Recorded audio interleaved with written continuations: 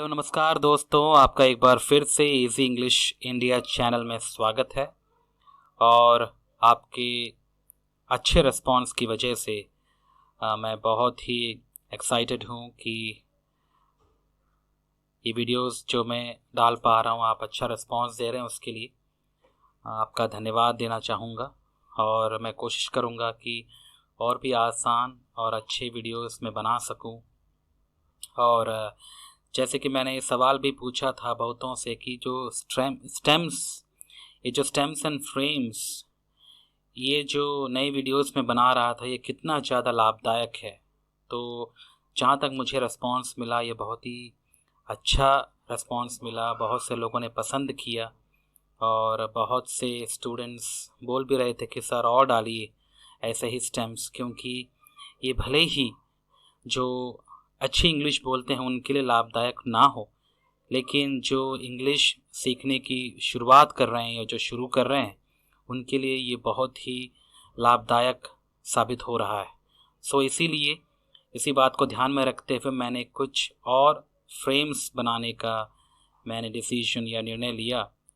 इस वीडियो में भी मैं कुछ और फ्रेम्स या एक फ्रेम्स ही मैं डालूँगा, ताकि आपको एक दिन में एक लेसन भी यदि आप करते हैं तो बहुत अच्छी बात है। क्योंकि हम कई बार बहुत ज़्यादा एक्साइटेड हो जाते हैं और बहुत सारी चीज़ों को एक साथ ही हम करने की कोशिश करते हैं, जो कि एक प्रभावी तरीका नहीं है। हमको पता होना चाहिए कि थोड़ा थोड़ा यदि हम करें तो ज़्यादा हम दिमाग में रख सकते हैं और अच्छे से हम चीज़ों को समझ सकते हैं। तो इसीलिए यदि आप डेली एक फ्रेम भी करते हैं तो आपके लिए ये बहुत ही अच्छा ये साबित हो सकता है। आप अच्छे से अपने इंग्लिश को इम्प्रूव कर सकते हैं। आइए तो हम आज के फ्रेम की ओर बढ़ें। आज का जो फ्रेम है हमारा, ये 9वां नंबर का फ्रेम है। इससे पहले मैंने 8 फ्रेम्स और बनाए हुए थे और अभी भी वो वीडियोस हैं अवेलेबल। आप उन फ्रेम्स को भी आप जाकर एक बार देखिए और आपको सीखने को मिलेगा। इस फ्रेम में हम सीखने वाले हैं ये अगला जो फ्रेम है, देखिए आई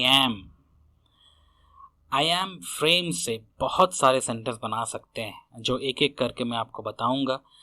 इस वीडियो में विशेष करके हम सीखेंगे आई एम के साथ यदि हम नाउन या एडजेक्टिव को जोड़ दें तो हम कैसे सेंटेंस बना सकते हैं। अब आप पूछेंगे कि नाउन और एडजेक्टिव क्या होता है। देखिए, मैं समझ सकता हूँ आपकी दुविधा, क्योंकि आप अभी इंग्लिश बोलना शुरू किए हैं तो आपके लिए ये वर्ड्स दिक्कत होगा। तो मैं समझता हूँ कि यदि आप इनको नहीं भी समझते हैं, इनके मतलब को यदि आप नहीं भी समझ पाते हैं तो इससे फ़र्क नहीं पड़ता, क्योंकि जब आप वाक्यों को देखेंगे तो आपको अपने आप समझ में आ जाएगा कि ये वाक्य कैसे हैं, कैसे दिखते हैं और इसकी बनावट कैसी है। तो इसके बनावट से ही आपको समझ में आ जाएगा कि नाउन या एडजेक्टिव होता क्या है। तो एक एक करके आइए हम इन सेंटेंसों को देखते हैं, उसके बाद मैं आपको बताऊंगा और आप खुद ही समझ सकते हैं कि नाउन या एडजेक्टिव होता क्या है। आइए पहला सेंटेंस हम देखते हैं। आइए हम शुरू करें। सेंटेंस ये है, I am fine. I am fine का मतलब है मैं ठीक हूँ। अगला, आई एम अ स्टूडेंट, मैं एक विद्यार्थी हूँ। आई एम सिक, मैं बीमार हूँ। आई एम हंग्री, मैं भूखा हूँ। आई एम हैप्पी, मैं खुश हूँ। यहाँ यदि आप गौर करेंगे, जो नीले रंग में लिखा हुआ जो शब्द आप देख रहे हैं, ये या तो नाउन हो सकता है या फिर एडजेक्टिव। अब आप इसको ध्यान से देखिए, आपको समझ में आएगा कि नाउन या एडजेक्टिव होता क्या है, जिसे हम हिंदी में संज्ञा या विशेषण कहते हैं। संज्ञा का सिंपल अर्थ यही है, किसी भी चीज़, जगह या व्यक्ति या कोई भी मन की कोई भावना हो, उसको व्यक्त करने के लिए या वर्णन करने के लिए जिन शब्दों का हम इस्तेमाल करते हैं उन्हें संज्ञा कहते हैं। और रही बात एडजेक्टिव की, एडजेक्टिव जो है हमेशा संज्ञा की विशेषता का वर्णन करता है। इसके बारे में यदि आप और भी सीखना चाहते हैं तो आप ग्रामर के कुछ और कोर्सेस होंगे, जो कोर्सेस हैं नाउन के बारे में मैंने एक अलग सा वीडियो बनाया हुआ है, उसको आप जाकर देख सकते हैं। अन्यथा आप यदि आप ध्यान में रखें, यदि आप इसकी बनावट मात्र को ही समझ लें, जैसे मैंने सेंटेंस वहाँ पर लिख के दिए हैं, उसकी बनावट को यदि आप समझ जाते हैं तो आप उस बनावट को नकल करते हुए या उसी के समान आप बहुत सारे वाक्यों को खुद भी आप बना सकते हैं और इसका इस्तेमाल आप कर सकते हैं। तो उम्मीद करता हूँ कि आपको ये वीडियो अच्छी लगी होगी और मैं चाहता हूँ कि आप इस पर गौर कीजिए और भी ऐसे वाक्य बनाइए। और हाँ, मैं आपको असाइनमेंट भी दे दूँ, क्योंकि असाइनमेंट बहुत ज़रूरी है।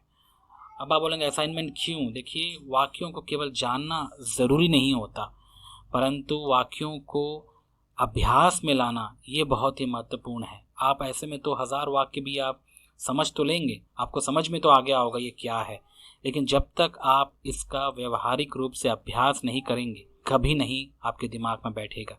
इसलिए मैं चाहता हूँ कि आप क्या करें, ऐसे ही वाक्यों को और 5 मिलते जुलते वाक्य बनाएं खुद से, और अपने जो दिन प्रतिदिन के बातचीत में या फिर लिखावट में आप इसका इस्तेमाल करिए, ताकि आप इस पर पूरी माहिरत हासिल कर लें।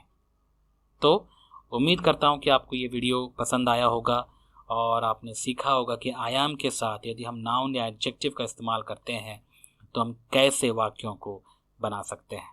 अगली बार फिर एक नए फ्रेम के साथ मैं आपके सामने आऊँगा। तब तक के लिए अलविदा।